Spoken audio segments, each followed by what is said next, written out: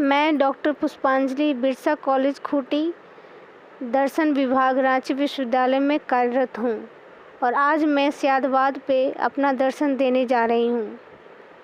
स्यादवाद को ही अनेकांतवाद या सप्तभंगी न्याय का सिद्धांत भी कहा जाता है। स्यादवाद का अर्थ सापेक्षतावाद भी होता है। यह किसी वस्तु के गुण को समझने, समझाने और अभिव्यक्त करने का सापेक्षिक सिद्धांत है। सापेक्षता सिद्धांत के द्वारा कोई भी चीज़ सत्य भी हो सकती है और असत्य भी, अर्थात एक दृष्टिकोण से सही होगी तो वही दूसरी दृष्टिकोण से गलत। जैन दर्शन के अनुसार किसी भी वस्तु के अनंत गुण होते हैं।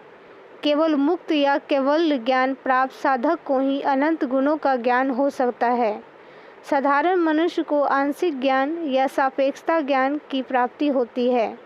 वस्तु का आंशिक ज्ञान ही जैन दर्शन में न्याय कहलाता है। न्याय किसी भी वस्तु को समझने के विभिन्न दृष्टिकोण हैं।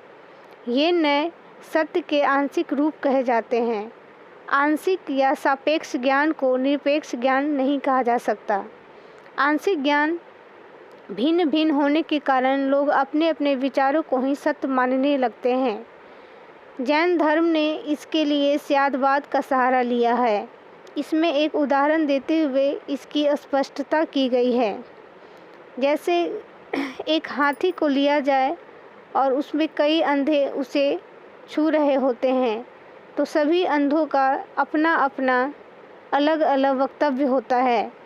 जैसे कोई सूंड को छूता है तो उसे विशाल अजगर की प्रतीति होती है, वहीं कोई पैर को छूता है तो उसे खंभा का आभास होता है, वहीं कोई हाथी का कान पकड़ता है तो उसे सुपड़े का याद आता है।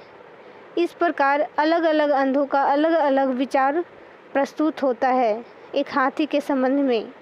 ठीक इसी प्रकार हमारे जगत में जितने भी मनुष्य हैं, ईश्वर से और सत्य से संबंधित जितने भी सत्य हैं, सभी को अलग अलग तरीके से ही व्याख्यायित किया जाता है। इसे ही सप्तभंगी न्याय कहा जाता है, अर्थात यह सापेक्ष सिद्धांत कहलाता है, अर्थात सापेक्ष सत्य।